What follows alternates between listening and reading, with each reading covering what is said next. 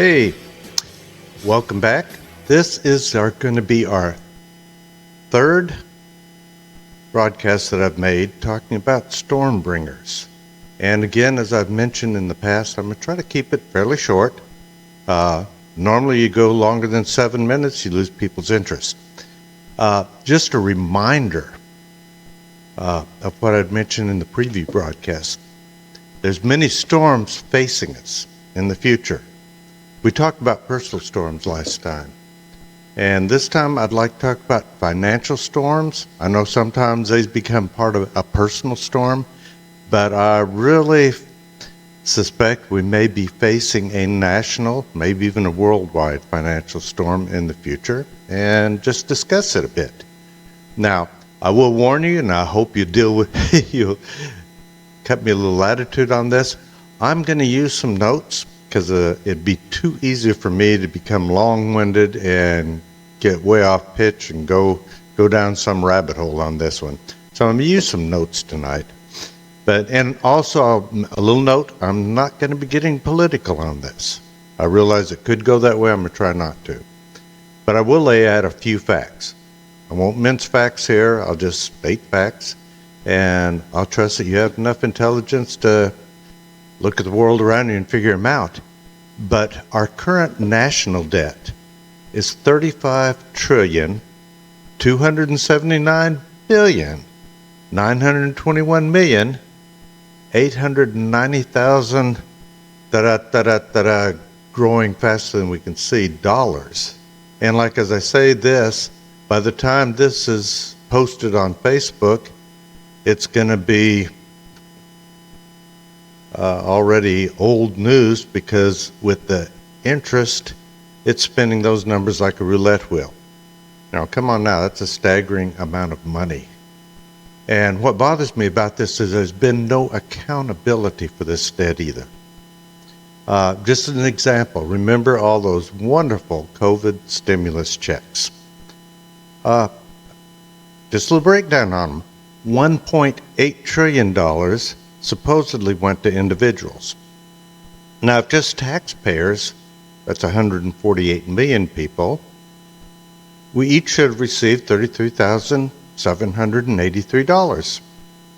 Or if a check went to everybody that they know about in this country, they count that as 336 million, then we should have received $14,880. Looking for my wallet now. I'm sorry I missed that. I didn't see anything near that amount. Where'd the extra money go? There was no true accountability for what happened with all those dollars that got sent out as supposedly stimulus checks. And I didn't see a whole bunch of stimulus for the economy. Now, 1.7 trillion supposedly went to businesses. The numbers and the receivers are even less transparent on that. Why? Where did it really go? And then the next one down, 758 billion went to the states.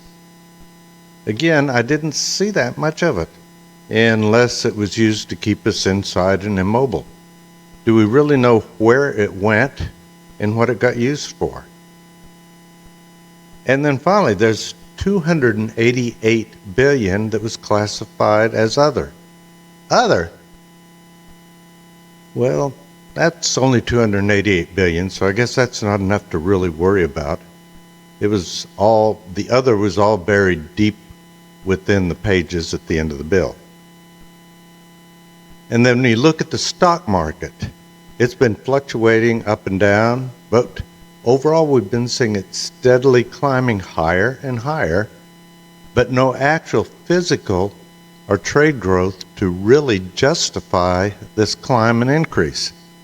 You know, it can only go so far before it will self-correct.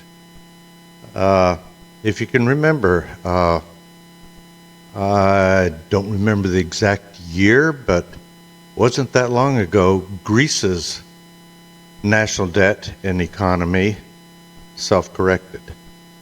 And that was not a pretty sight. Now, I'm not claiming prophetical insight into any of these things right now, but I can read the signs. I can look at history and I can use a little common sense. Let me switch it. Like I told you, I'm taking notes here. I'm using notes because I do not want to let this run on too long or for me to ramble. Now again, I'm not going to get political here, but be aware of some of the solutions that are being offered for the future to fix our economy. One of them is drill, baby, drill. That's rather simplistic. Although looking at cause and effect, if energy's cheaper, your utilities are going to be cheaper. Transportation will be cheaper. And when I say transportation will be cheaper, think of all the trucking. Businesses use trucking. That trucking with the higher energy rates has to be paid for, and we pay for it in what we pay for products. So the final prices of goods should be cheaper if we have cheaper energy, because they're going to cost less to produce, less to move. Again, this drill baby drill is rather simplistic, and things have gotten so precarious, I'm not sure that that's enough. I like the idea.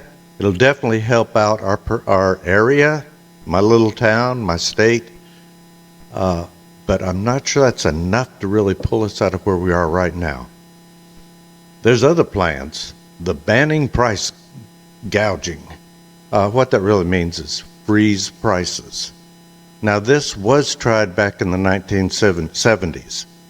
Some of us older people like me will remember that. It only lasted for 90 days because what it started doing to some of the businesses. In fact, we lost a few businesses and it actually made things worse. Now another idea being floated is to increase the corporate tax another 7%.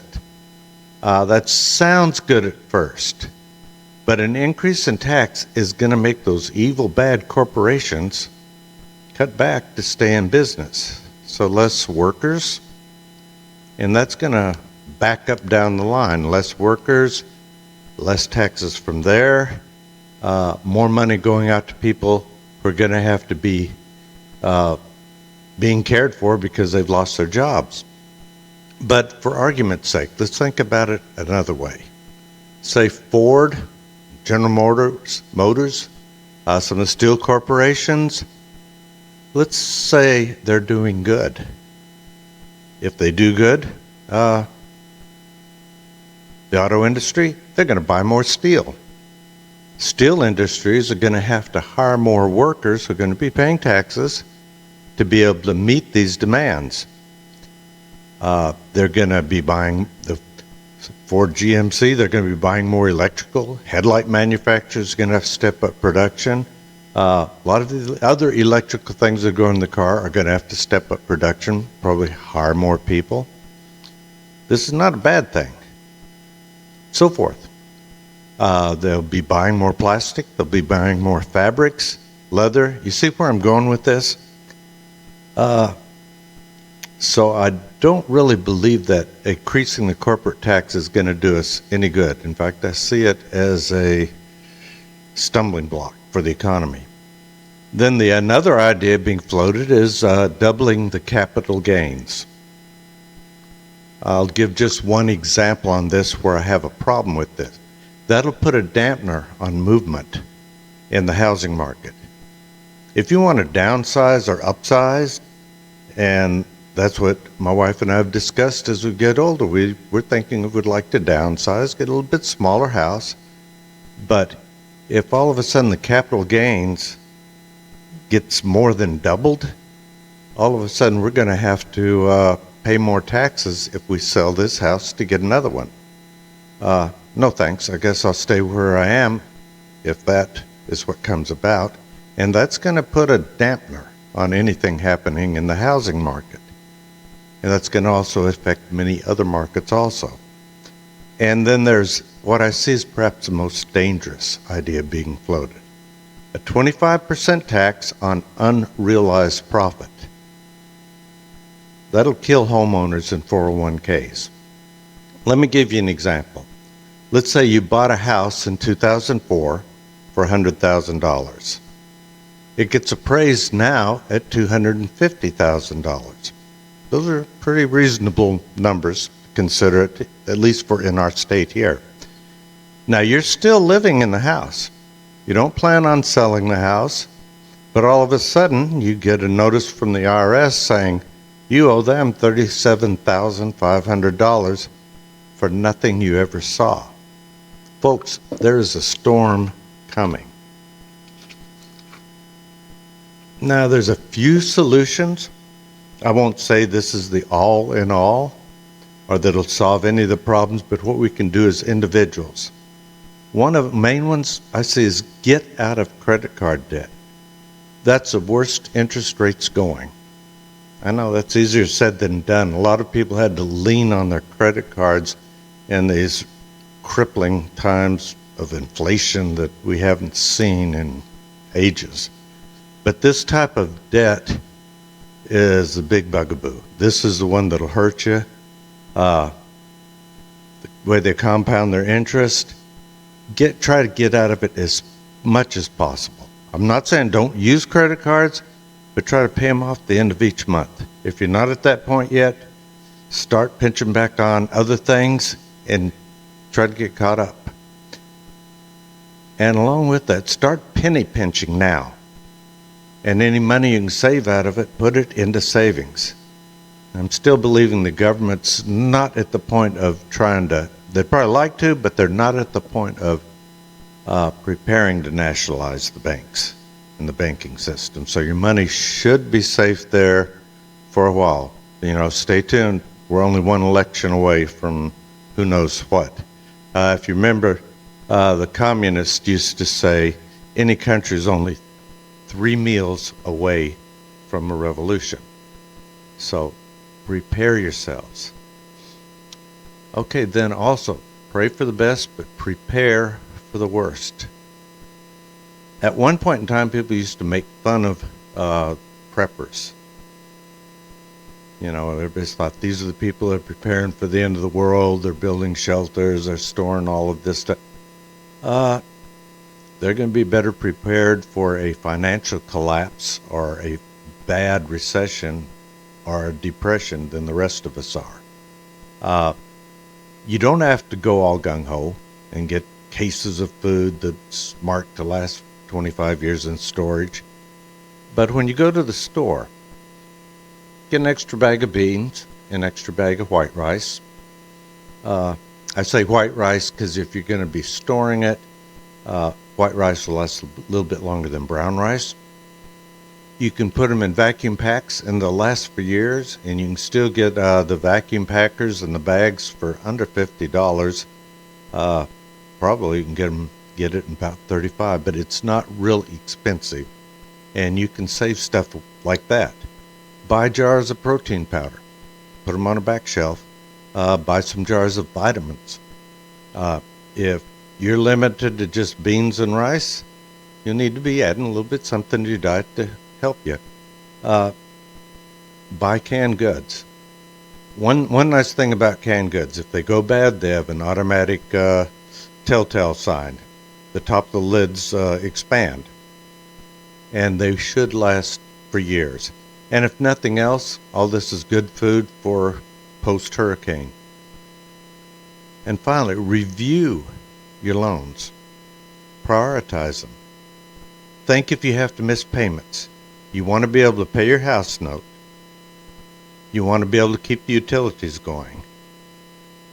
Then after that, prioritize them down the line, and you may have to try to do some negotiating with the people that you owe. Sounds crazy, but we're living in crazy times. Now, you can't prepare for everything, but everything you do will help. Now, finally, this all sounded doom and gloom, and I don't want to leave you that way. I want to leave you with some hope. It may not get that bad. I'm just looking at some of the signs and saying, our economy is in a shambles. But this country cannot continue with $35 trillion in debt. Now, my hope is not in a political party or in a politician or a businessman or a political scientist or a sociologist. Now, again, I'm not saying either don't get involved politically and don't vote, but vote smart, vote based on biblical principles. Hope will come from what I mentioned in an earlier episode of this series. Faith. My hope comes from my faith in God, Jesus Christ. And remember, when plagues were coming down on Egypt, God made a difference between Pharaoh's people and his people. And we can look at it that way. Just lean on your faith, lean on your God, do what you can to prepare, and stay upbeat about it. I'm just preparing rather than being caught flat-footed. And hope I didn't make things too gloom and doom. Want to wish you a good week and a happy life. And I will see you next time. Have a good day.